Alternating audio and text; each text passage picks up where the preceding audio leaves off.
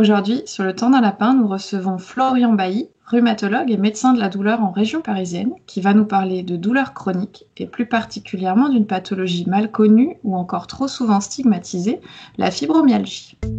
Bonjour, Ou bonsoir. bienvenue sur Le Temps d'un Lapin, le podcast qui parle de la kinésithérapie, du soin et de la science.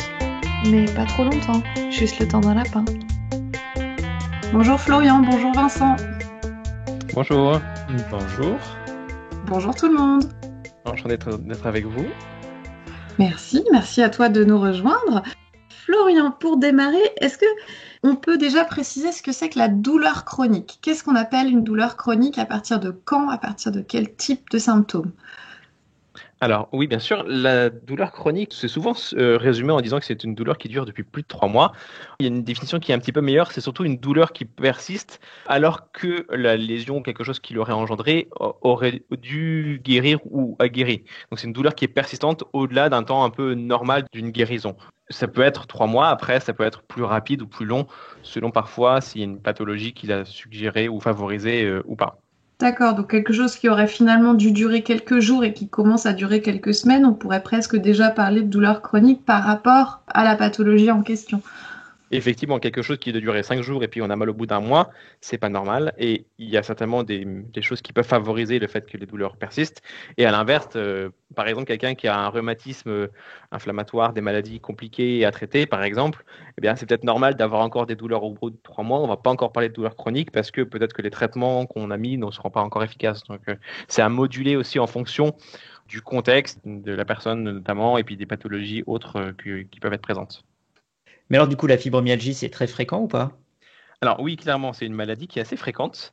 Et c'est quelque chose qui est résumé entre 0,5 et 5% de la population, ce qui fait vraiment beaucoup. Hein. Quand on pense 5% de la population, c'est quand même, ça représente quand même des millions de personnes en France. La prévalence de la maladie a beaucoup augmenté parce qu'on a modifié un petit peu la manière dont on identifiait les gens qui étaient dits comme ayant une fibromyalgie. Il y a des vieux critères qui avaient été faits il y a très très longtemps, dans les années 90, où il y avait 18 points douloureux, et puis on appuyait sur des zones, et puis si on avait au moins 9 sur les 18 points, si je ne dis pas de bêtises, eh bien, on avait une fibromyalgie. Il y Les a fameux une autre, critères du Collège américain de rhumatologie. voilà, de 1990. L'une des choses qui a été dite, c'est qu'il ne fallait pas qu'il y ait d'autres choses également qui puissent expliquer les douleurs. Il y a des nouveaux critères en fait qui ont été faits en 2010 et puis qui ont été même actualisés en 2016. Dans ces critères-là, on n'examine plus du tout la personne. On va lui poser un certain nombre de questions pour savoir est-ce qu'il y a des douleurs qui sont partout et est-ce qu'il y a beaucoup de signes accompagnateurs également. Parce que la fibromyalgie, souvent, c'est à la fois d'avoir des douleurs qui sont importantes, qui sont diffuses en général, mais c'est aussi pas mal d'autres signes associés. Et ça peut être associé à d'autres maladies. Ça veut dire qu'en fait, avant, si tu te présentais par exemple avec une imagerie lombaire dégradée, entre guillemets, eh bien, tu ne pouvais pas être diagnostiqué fibromyalgique. C'est ça. Il y a un certain nombre de gens, par exemple, qui ont une spondylarthrite ankylosante, et ben on disait, il y a des choses inflammatoires, des choses comme ça, donc c'est pas une fibromyalgie. Maintenant, on sait que chez des gens qui n'ont pas d'autres problèmes de santé, c'est peut-être 1% de la population. Mais chez des gens qui ont, par exemple, des problèmes mécaniques ou des rhumatismes inflammatoires, c'est 20% des gens, alors que tout est, entre guillemets, guéri, qui gardent des douleurs. Donc, si on a eu d'autres pathologies qui ont fait mal avant, eh ben on est plus à risque de développer de la fibromyalgie. C'est pour ça qu'il y a d'autres maladies qui peuvent être associées ou favoriser la fibromyalgie. D'accord.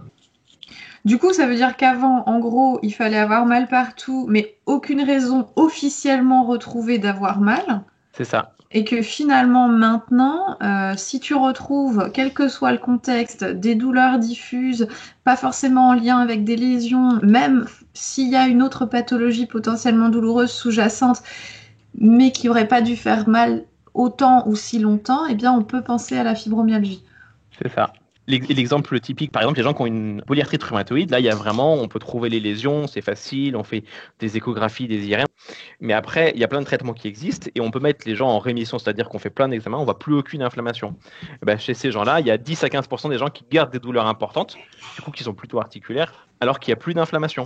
Et ça, il y a probablement des mécanismes un peu proches de la fibromyalgie. On serait sur une plasticité du système nerveux central. Voilà, et c'est ça la fibromyalgie en fait. C'est favorisé par plein de choses, soit des choses qui arrivent dans la vie qui perturbent un peu le système nerveux central, ou alors d'autres maladies. Et du coup, pourquoi est-ce qu'on a mal? Est-ce qu'il y a des examens cliniques ou radiologiques qui sont pertinents? Alors, c'est une très bonne question. Quand on a beaucoup de douleurs, normalement, on a mal parce qu'il y a un problème. Et donc, on va essayer de chercher, de faire des examens pour identifier le ou les problèmes qui pourraient favoriser les douleurs. En général, les gens qui ont des douleurs diffuses vont faire énormément d'examens et paradoxalement, à peu près tous les examens qui sont faits sont normaux. Et ce qui cause les douleurs en général dans la fibromyalgie, ce n'est pas une lésion d'un endroit ou une inflammation à proprement parler, pas quelque chose que l'on peut identifier sur une imagerie. Il y a un dérèglement du système de la douleur qui fait qu'on a une importante douleur alors qu'il y a pas ou peu de stimulus. Il n'y a pas ou peu de choses qui vont favoriser la douleur sur le plan corporel ou physique. Pour autant, il y a beaucoup de douleur. C'est pas quelque chose qui est cassé en fait. C'est à l'inverse, c'est quelque chose qui fonctionne trop bien, trop fort. Normalement, le système de la douleur, il est là pour prévenir, pour essayer d'être vigilant face à un danger. Et là, il se met en marche de manière un petit peu paradoxalement trop forte, alors qu'il n'y a pas de danger potentiel. C'est intéressant cette idée que c'est pas quelque chose qui est cassé, je trouve. Bon, moi, je la connaissais pas. Est-ce que tu peux nous expliquer, par exemple, comme tu expliquerais à un patient, comment ça se fait que ce système se met à marcher plus fort que nécessaire et comment identifier ce changement de fonctionnement? On peut identifier ce changement de fonctionnement. Il y a des examens qui peuvent le faire, mais qui sont plutôt de la recherche. En pratique courante, globalement, c'est à l'association de beaucoup de douleurs, alors que l'on trouve peu de choses qui expliquent les douleurs. En général, c'est tout le système de la douleur et associé à la douleur qui est déréglé, et donc il y a beaucoup de signes associés. Par exemple, le système nerveux autonome qui donne également des troubles digestifs. En général, c'est des gens qui ont aussi souvent beaucoup de douleurs à la tête, par exemple, qui ont des douleurs au niveau des mâchoires, des problèmes au niveau de la vessie également. Donc, on sait qu'il y a des maladies qui sont souvent associées à ça. Par exemple, le syndrome de l'intestin irritable, ce genre de choses-là, qui sont très souvent associées également. Parfois, il y a également d'autres manifestations. C'est assez fréquent, par exemple, d'avoir des douleurs thoraciques, des palpitations. Quelquefois, les gens sont essoufflés aussi. Et puis, c'est pareil, ils font plein d'examens, ils vont voir des pneumologues, des cardiologues. Le pneumologue ou le cardiologue ne trouve pas de cause particulière. Souvent, c'est une association de tous ces signes-là qui fait poser le diagnostic de fibromyalgie. Ce qui est souvent un peu frustrant, hein, parce qu'on a tous envie de trouver le truc, de le prouver. Mais en fait, c'est un diagnostic qui est clinique. Et du coup, sur l'explication de ce qui se passe à un patient, je vais expliquer les choses un petit peu différemment selon le contexte. Parfois, les douleurs, elles peuvent être secondaires à quelque chose qui a quand même été un problème initial, et parfois, elles arrivent un peu toutes seules. Quelquefois, quand je veux être très simple, je parle de la mémoire de la douleur. C'est-à-dire que parfois, il y a quelque chose qui a pu faire mal et qui ne fait plus mal, mais les nerfs, ils ont gardé, entre guillemets, la mémoire de la douleur, qui est une sorte d'empreinte qui fait que après la douleur se redéclenche de manière beaucoup plus simple. Parfois également, ce que j'explique, c'est que les douleurs chroniques, elles peuvent survenir dans la fibromyalgie ou dans d'autres pathologies douloureuses comme ça, quand on est trop vigilant, quand on est trop attentif face à quelque chose. On peut avoir eu quelque chose qui est ou qui a été très douloureux ou qui a été difficilement vécu. Ça peut être quelque chose de physique. Par exemple, on a eu un traumatisme, on a eu quelque chose qui a fait très mal. Ça peut être quelque chose aussi de psychologique. On a eu quelque chose qui était bouleversant ou traumatisant. Dans ce cas-là, le système de la douleur, il va se dérégler, il va se mettre en état de vigilance permanente pour essayer de tenter de faire face à un danger qu'il ne maîtrise pas. Parfois, ça peut survenir de manière ponctuelle ou sur un court instant. Et là, c'est quelque chose qui est utile, mais parfois, ça va persister dans le temps. Et là, par contre, ça va être problématique parce que les douleurs vont s'installer et elles vont persister. Et ce qui se passe, en fait, c'est que à la fin, on finit par avoir très mal. Et quand on a très mal, on va tenter de se protéger, de faire face aux douleurs. Et du coup, on va encore activer son système de la douleur. Et c'est ça qui se passe avec le cercle vicieux et qui fait que les douleurs, à la fin, n'arrivent plus à partir et deviennent permanentes. donc en fait, ça veut dire que c'est pas seulement l'expérience douloureuse, mais que ça peut être en fait l'expérience d'un danger qui peut être un facteur déclencheur de ce dérèglement et du coup après d'un espèce de cercle vicieux où effectivement nous c'est ce qu'on voit beaucoup en cabinet. Souvent les gens arrivent avec une grosse demande par rapport à de la tension musculaire et comme tu dis en fait on essaye de se protéger de la douleur donc on se tend et l'hypervigilance est toujours pas désamorcée puisqu'on a de plus en plus mal. Tout à fait. Pour certaines personnes, il y a quand même un contexte psychologique qui va favoriser aussi. Pour d'autres personnes, c'est pas évident non plus, parce que la fibromyalgie, c'est pas ou pas que des problématiques psychologiques. J'aime bien prendre l'exemple au niveau des muscles, et je l'applique pour la fibromyalgie comme pour beaucoup d'autres maladies chroniques en fait. Quand je vais examiner la personne, je vais palper les muscles, et très souvent, les muscles vont être douloureux, et ils vont être douloureux sur une zone assez diffuse. Et j'explique aussi que quand on a beaucoup de douleur, qu'est-ce qu'on fait? On va tenter de se protéger et on va se crisper, on contracte ses muscles. Mais à force d'être contractés, les muscles, ils finissent par être douloureux.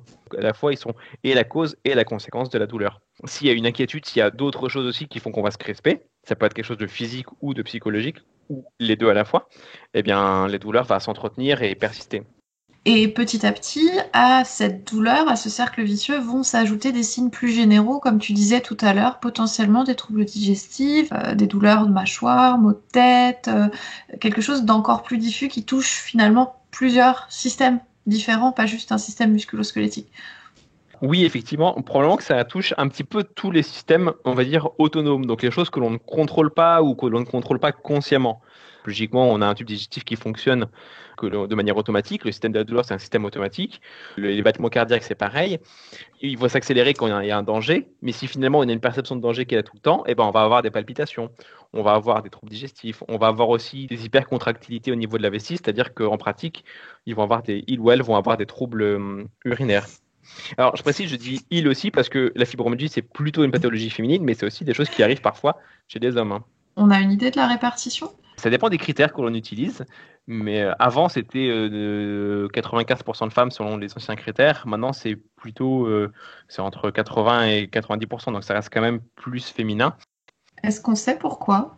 C'est probablement multifactoriel et je ne pourrais pas donner une seule raison. Peut-être qu'une femme va être un peu plus vigilante face à un danger. Peut-être que la perception des douleurs serait différente aussi. Il y a des choses hormonales. On sait que les hormones jouent des choses sur la perception de la douleur. Ça se voit assez naturellement parce qu'il y a des variations liées au cycle également chez les femmes. On sait que certains traumatismes aussi peuvent favoriser des douleurs chroniques, que ce soit physiques ou psychiques. Et objectivement, il y a plus de femmes qui sont victimes de traumatismes également. Donc, il y a probablement plusieurs choses qui expliquent cette prévalence féminine. Si on t'a invité, Florian, c'est aussi parce que la fibromyalgie, c'est une maladie dont on parle beaucoup, mais on voit aussi beaucoup d'idées reçues qui circulent. Tu en as déjà parlé, notamment du fait que c'est une maladie féminine, pas que. Du fait que c'est pas une pathologie qui existe seule, mais qui peut coexister avec d'autres types de pathologies. Donc c'est pas uniquement le diagnostic d'élimination, si on ne trouve rien, c'est que c'est ça, mais c'est que finalement, ça peut être associé à autre chose. Il y a aussi d'autres idées reçues, et notamment, moi je trouve dans mon quotidien, je sais pas toi Vincent, les gens à qui on a parlé de la fibromyalgie ont quand même une grosse inquiétude sur l'idée que finalement tout est dans ma tête. Est-ce que Florian, toi, c'est des choses qu'on te demande, et qu'est-ce que tu réponds à ça? Effectivement, c'est une question qui revient assez fréquemment. Alors déjà, il faut bien comprendre que la douleur de la fibromyalgie, c'est une vraie douleur, c'est-à-dire que les gens, ils ont vraiment mal. Il y a tout un côté où les gens se sont dit c'est psychologique, allez voir votre psychiatre et puis de toute façon, moi j'ai rien à faire. C'est des réponses qui sont fréquemment faites, y compris par des professionnels de santé. C'est quand même clairement pas aussi simple que ça. Et je dis que c'est pas psychosomatique parce que je pense que ce terme-là, il a un côté de genre j'exagère les douleurs alors que ce n'est pas vrai. Les gens qui ont des douleurs de fibromyalgie, ils ont vraiment mal, ils ont vraiment très mal. La douleur, elle devient envahissante, elle occupe tout l'espace de vie et du coup, on ne peut plus rien faire. Il y a un handicap qui est très important parce qu'il n'y a pas que la douleur en fait. Il y a la douleur, il y a les troubles cognitifs qui vont avec et il y a aussi les troubles du sommeil également. Ils ont des difficultés pour se concentrer. On appelle ça le fibrophog. Fibrophog, c'est pour fog comme brouillard en fait? Ouais, c'est comme le brouillard de l'esprit. C'est une manifestation qui est très fréquente avec la douleur et la fatigue. Le fibrophog, c'est une des choses qu'on retrouve chez à peu près toutes les personnes qui ont une fibromyalgie. Je ne connaissais pas ce terme, je le trouve très Je parlant. connaissais pas non plus, et c'était une dimension que j'avais pas explorée jusqu'à maintenant. J'aime bien ce terme-là parce qu'il est très parlant, mais ici on sait un peu parler anglais en fait. Assez souvent, la fibromyalgie, c'est aussi une pathologie des gens qui ont quand même un niveau socio-économique pas très élevé parce qu'ils sont plus vulnérables face à toutes les différentes choses. Et donc en général, je n'utilise pas de ce terme-là. Mais par contre, je parle de la fatigue et je parle de l'épuisement. Ça me permet d'aborder les composantes cognitives en général et aussi le moral. Je vais expliquer qu'il faut avoir de l'énergie physique, il ne faut pas avoir trop mal pour pouvoir discuter de qu'est-ce qu'on va faire, mais il faut aussi avoir l'énergie psychologique de faire tout ça. Ça va être important parce que la prise en charge, en général, on ne va pas prendre en charge juste le côté physique, juste le côté sensations douloureuses, mais on va essayer de prendre en charge tout en même temps. Le côté un peu sur le sommeil, sur les problèmes cognitifs qui vont être présents, sur tous les signes associés, et ça va être ça même la prise en charge par la suite. Souvent, on dit aux personnes qui ont une fibromyalgie que c'est dans la tête. Alors, la douleur, c'est quelque chose qui est dans la tête, mais c'est pas là où on pense. C'est-à-dire que dire que c'est dans la tête, c'est pas que c'est psychologique. La douleur, elle est réellement perçue. Les gens ont réellement mal. quand en plus on est déprimé, quand en plus on est anxieux, ce sont des choses qui vont également favoriser la douleur et qui vont l'entretenir. C'est important à la fois de comprendre que les composantes physiques et émotionnelles ont un lien sur la douleur, mais ont un lien sur toutes les douleurs, hein, même qui durent quelques secondes. Néanmoins, ce ne sont pas des gens qui vont simuler ou qui vont en rajouter ou qui ont des fausses douleurs. Les douleurs sont réelles. Merci de l'avoir précisé parce que je trouve que c'est quelque chose de très très important qu'on entend encore énormément dans toutes les douleurs qui ne sont pas forcément associées à des lésions visibles à l'imagerie ou à des anomalies relevées par exemple sur un examen de sang, mais aussi tous les gens qui ont des douleurs disproportionnées par rapport aux lésions qu'on trouve. On arrive très très vite à cette question et cette association du c'est dans la tête, c'est pas réel, ou c'est inventé, ou c'est fantasmé, et qui franchement est hyper délétère et qui est hyper stigmatisante, moi je trouve, et qui peut pas apporter quoi que ce soit dans un parcours de soins. Oui. Peut-être je peux préciser un peu sur les facteurs psychologiques qui peuvent favoriser, disant que c'est pas juste le fait d'être anxieux ou déprimé, c'est aussi parfois des gens qui sont très vigilants, qui veulent bien faire les choses, qui vont être à fond dans tout, qui une fois pour un petit événement douloureux vont être à fond aussi pour ça et qui de base sont pas déprimés et finissent par développer des douleurs. Est-ce que tu penses que du coup le fait de pathologiser à tort et à travers tous les ressentis qu'on peut avoir pourrait être un facteur de risque de développer une fibromyalgie ? Est-ce que le recours à des thérapeutes alternatifs est un facteur de risque au développement d'une douleur chronique et plus précisément d'une fibromyalgie ? Oui, mais bon, certains thérapeutes pas alternatifs aussi, hein. Et en pratique, qu'est-ce qui se passe quand on va voir certains thérapeutes alternatifs ou certains thérapeutes pas du tout alternatifs, médecins ou professionnels de santé, c'est que parfois on peut avoir un message qui va être très inquiétant. Par exemple, on va dire attention, vous avez un dérangement vertébral et donc je vais replacer ça. Ou alors il y a quelque chose qui va être décalé. Ou alors on va dire qu'il y a des becs du perroquet, des ostéophytes, des choses comme ça. Ça va être un message d'alerte. La personne, elle va se mettre en état d'alerte parce qu'il y aura un danger, parce que quelque chose sera soi-disant déréglé ou anormal. Parfois au début, ça va rassurer les gens parce qu'on va leur donner une explication. Vous avez mal parce qu'il y a ça. Mais en fait, finalement, ça va activer un système de vigilance, qui est un système de protection, mais quand il se marche tout le temps, il finit par avoir un rôle délétère et à faire mal tout le temps. Et c'est aussi un système qui nécessite une intervention extérieure, puisque il y a un dérèglement, il faut une compensation, il faut une intervention, il faut une manipulation, il faut que quelqu'un vienne détendre les nœuds musculaires, enfin tout. Effectivement, en plus, on est dépendant de thérapeutes extérieurs qui entretiennent ça paradoxalement, hein. Juste pour préciser, Florian, quand tu parlais de cette hypervigilance qui s'installe, on est d'accord qu'elle ne s'installe pas par décision du patient qui n'a pas de prise sur cette hypervigilance et qui donc n'a pas de prise d'emblée, s'il n'est pas accompagné, sur l'installation de ces douleurs liées à l'hypervigilance. Alors non, c'est pas du tout quelque chose qui est volontaire ni qui est conscient, et c'est pas du tout quelque chose qui non plus est associé aux douleurs chroniques, hein. C'est quelque chose qui arrive pour n'importe quelle douleur, n'importe quand. Même une douleur qui arrive ponctuellement, quand on regarde le truc, si on se souvient que peut-être que s'il y a un danger, que quelque chose ne se passe pas bien, on va avoir plus de douleur. Mais c'est vrai pour tout le monde. C'est pas un truc qui est spécifique à des gens qui seraient un peu particuliers, hein. C'est un mécanisme qu'on a tous tout le temps. Et la douleur, c'est intègre à la fois, puisque c'est un mécanisme qui est là pour protéger d'un danger, ça intègre tous les messages aux alentours et pas juste les messages de sensation, ça intègre tout le contexte. Et c'est évident qu'il faut prendre en compte le contexte quand on s'occupe de quelqu'un qui a des douleurs, mais pas que pour la fibromyalgie, pour n'importe quelle douleur. Oui, finalement, quelqu'un qui souffrirait peu de temps, mais dans un contexte qui le ferait se sentir en danger, pourrait presque être plus à risque que quelqu'un qui aurait une douleur qui s'installerait dans la durée par rapport à un traumatisme, j'imagine une fracture compliquée ou autre, mais qui n'aurait pas la même sensation de danger finalement. C'est vraiment le danger qui détermine le risque de développer la fibromyalgie, la perception de danger. La perception de danger ou la perception ou l'inquiétude ou le questionnement, par exemple. Quand on a une fracture, par exemple, en fait, on est rassuré parce que on sait tous qu'une fracture, ça se consolide et donc, du coup, c'est normal, entre guillemets, d'avoir mal. Quand on a quelque chose qui fait mal et puis qu'on a une incompréhension et encore quand en plus on a un dénigrement de certains professionnels de santé, par exemple, et que du coup on se sent incompris, ça va être encore plus un facteur de stress et ça va favoriser aussi les douleurs. C'est quelque chose qu'on ne contrôle pas. Et c'est un mécanisme qui est vrai chez tout le monde. Dans la dernière formation que j'ai faite avec Mike Stewart, quelqu'un demandait à partir de quand la douleur elle peut être chronique et en fait il disait dès le début. Simplement les mots du professionnel que tu vas rencontrer au moment où tu vas commencer à avoir mal, potentiellement peuvent te pousser vers cette direction, vers ce risque de développer une douleur chronique. Tout à fait. J'ai vu quelqu'un hier en consultation, là, par exemple, qui me dit, mais de toute façon, mon chirurgien m'a dit qu'il fallait que je me fasse opérer, sinon, de toute façon, j'allais être paraplégique. Alors que vraiment, il y avait rien qui suggérait ça. Alors, moi, j'étais pas à la consultation du chirurgien, donc je ne sais pas Comment exactement ça? ce qui a été dit.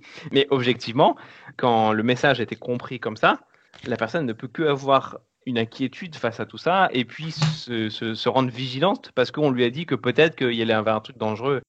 L'effet, moi, qui me gêne beaucoup dans ce type de situation, c'est que du coup, tu mets en péril toutes les autres stratégies. Moi, quand j'ai un patient qui vient en me disant le chirurgien a dit qu'il fallait opérer, sinon je serais paraplégique, je ne sais pas si je peux proposer quelque chose qui le rassurerait suffisamment par rapport à cette histoire de danger pour l'aider à sortir de cette situation. Parce que là, ces mots-là, ils ont suffi à complètement fermer la porte. Si tu as une bonne alliance thérapeutique et que le patient progresse très bien, il y a un moment, il va réaliser que ce que lui a dit le chirurgien n'était pas forcément juste. Ah, mais je suis entièrement d'accord avec vous. Et là, vous venez de résumer déjà un peu les deux premières choses que l'on fait quand on va traiter quelqu'un qui a des douleurs chroniques. Déjà, c'est d'essayer d'enlever ce message de il y a un danger ou il y a ce genre de choses-là et de rassurer la personne globalement. Si la personne elle se dit que soit il y a un danger qu'il faut traiter, soit à l'inverse que personne n'a trouvé pourquoi est-ce que j'ai mal, mais il y a un truc à trouver, on peut pas traiter les gens de toute façon. C'est pas que des chirurgiens, hein, je vous assure. Si un médecin ou un professionnel de santé ou un autre professionnel pas de santé a amené un message dangereux, déjà, il va falloir expliquer pourquoi est-ce que ce message dangereux, il est faux. Et il va falloir que la personne soit convaincue déjà de ça. Tu voudrais dire qu'en fait, on ne pourrait traiter quelqu'un que si on prenait le temps de l'écouter? C'est ça. Malheureusement, c'est quelque chose qui est difficile à faire, qui n'est pas valorisé comme beaucoup de choses qui sont liées à la parole et pas aux actes techniques. Hein, mais c'est évident que l'écoute, le fait de comprendre qu'est-ce qui se passe, quelles sont les inquiétudes, c'est vraiment très important. Je m'occupe beaucoup de gens qui ont des lombalgies. Et maintenant, je dis, même sans qu'ils me posent la question, vous n'allez pas être en paraplégique, vous n'allez pas être en fauteuil roulant. Et en fait, il y a plein de gens qui le relèvent, il y a plein de gens chez qui ils se posent cette question-là, mais ils n'osent même pas le dire. Genre, voilà, j'ai 40 ans ou j'ai 50 ans et puis là, j'ai super mal. La question qui se pose, c'est est-ce que je vais pouvoir marcher un jour? Est-ce que je vais pouvoir faire quelque chose? Parce que par définition, j'ai 40 ans et donc ça va s'aggraver. C'est pour ça que j'aime bien aussi l'explication que je vous ai dit il y a un peu plus tôt. Quand j'ai dit, c'est pas un système qui est cassé, c'est un système qui marche trop. Ça explique aussi pourquoi est-ce que justement on peut avoir énormément de douleurs, mais les muscles, ils fonctionnent, ils sont là. Le reste du système nerveux, il est quand même fonctionnel. Et c'est important justement de donner des bonnes explications qui font comprendre pourquoi est-ce qu'il y a des douleurs. Et ensuite, on peut proposer d'autres choses. Alors, qu'est-ce qu'on propose? Alors déjà, juste qu'on a fait ça, on a fait 50% du boulot, je pense déjà. L'autre point important, ça va être d'avoir des objectifs partagés réalistes. La plupart des gens qui viennent me voir, en tout cas, c'est des gens qui ont eu des douleurs qui sont installées depuis parfois 1 an ou 2 ans, mais c'est plutôt des gens qui ont mal depuis 5 ans ou depuis 10 ans. Donc il y a une sorte de neuroplasticité, c'est-à-dire que les neurones se sont un peu réorganisés à force et font qu'il y a une mémoire de la douleur, et donc la douleur, elle est ancrée. Moi, je leur dis, si la douleur, elle s'est installée depuis 10 ans, moi, je ne vais pas pouvoir tout supprimer d'un coup, ou même progressivement, ça va être de toute façon très très long. Donc, déjà, ça va être d'avoir un objectif réaliste. L'objectif, ça ne va pas être d'avoir 0 douleur, ça va peut-être être d'avoir encore des douleurs, mais de pouvoir faire plus de choses dans la vie quotidienne. Ressortir, voir des amis, ou retourner faire les courses, retourner au travail. Donc, c'est ce type d'objectif qui est plus important et qui est plus atteignable. Il vaut mieux viser un objectif plus raisonnable et l'atteindre, et parce qu'ensuite on peut faire d'autres choses, plutôt qu'avoir un objectif en disant on va essayer de traiter toutes les douleurs et de tout supprimer, sachant que dans un certain nombre de cas, on n'est pas sûr de pouvoir le faire. Il est préférable d'éviter de promettre monts et merveilles. Il faut rester avec des objectifs cohérents, quitte à augmenter l'ambition de tes objectifs au fur et à mesure. Ouais, les attentes de chacun, c'est un peu logique. Hein. On veut ne plus avoir mal, en fait. Il faut trouver l'équilibre, trop petit pas par trop petit pas. En fait, juste, ça va pas motiver aussi assez la personne. Et la motivation va être un point très important par la suite. Donc, si je dis, on va faire un tout petit truc, les gens ne seront pas motivés. Si je leur promets monts et merveilles, ils vont revenir à la consultation d'après en disant, alors, vous ne m'avez pas guéri, qu'est-ce que c'est que ça? Il faut trouver le bon équilibre. Et pour ça, encore une fois, il faut prendre le temps d'apprendre à connaître cette personne. Comment la personne réagit à 5 minutes, 10 minutes, 15 minutes d'exercice d'affilée tous les jours, 2 fois par jour. Alors moi ça je le sais jamais parce que n'étant pas kiné, je ne fais pas faire des exercices aux gens. À quel point les gens ils ont des objectifs ambitieux, ça transparaît très vite quand même. Ils le disent très vite, moi je veux ça. Après il va falloir qu'on s'accorde entre lui et nous pour essayer de trouver quelque chose qui soit justement pertinent. Et ensuite, comment ça s'organise du coup Alors ensuite, une fois qu'on a une bonne annonce thérapeutique, des objectifs bien définis et une bonne explication sur ce que c'est que la fibromyalgie, ou les douleurs chroniques, hein, en vrai, ce que je dis, ça s'applique aussi aux autres douleurs chroniques de toute façon. On va aussi proposer des traitements. En général, j'essaie de différencier les traitements de fond des traitements de court terme. Les traitements de fond, ça va être l'activité physique, par exemple. Donc, je vais expliquer que sur le moment, quand on le fait, ça ira pas mieux. Mais que par contre, si c'est fait régulièrement, ça peut améliorer les choses. Parfois, on peut même avoir plus de douleur quand on le fait, donc il vaut mieux le faire d'une petite intensité très régulièrement plutôt que de le faire de manière très intense. Puis après, on a beaucoup de douleur et puis on se décourage. Quand j'explique ça, souvent, j'ai une métaphore avec les médicaments. Je dis, quand on prend les médicaments, vous prenez jamais une boîte de médicaments une fois par semaine. Vous allez prendre un comprimé matin et soir. Et ben, le jour où vous allez faire de l'activité physique avec un kiné ou de votre côté, vous allez faire ça un petit peu tous les jours et ce sera beaucoup plus efficace et vous pourrez avoir une plus grande quantité d'exercice physique si vous le faites progressivement et régulièrement. Donc ça va être ça un point qui va être très important.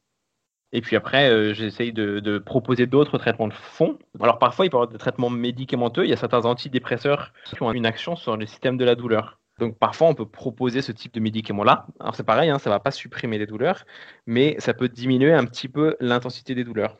Ensuite, ça va être aussi d'autres traitements un peu en fonction des patients. Quelquefois, on essaie de proposer d'autres choses, un peu plus des approches qu'on appelle le psychocorporel, par exemple de l'hypnose ou de la méditation, par exemple. Et ça, c'est donc des techniques sur le long terme. Il faut toujours associer des choses qui vont être efficaces sur le long terme avec des traitements sur le court terme.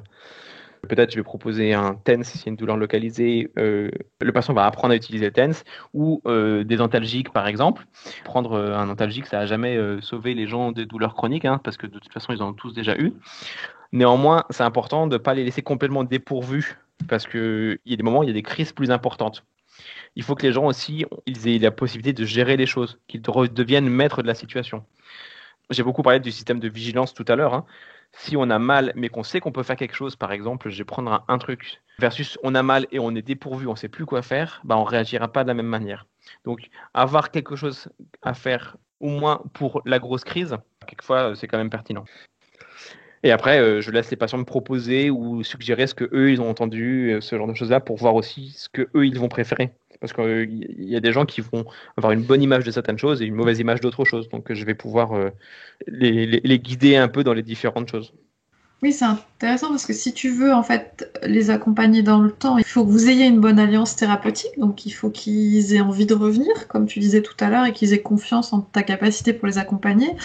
Et donc du coup, si tu arrives à entendre en amont que ça ou ça, ils sont pas à l'aise avec ça, tu éviteras l'écueil de leur proposer un truc qui leur convient pas ou qu'ils ont déjà essayé ou qui leur fait peur finalement.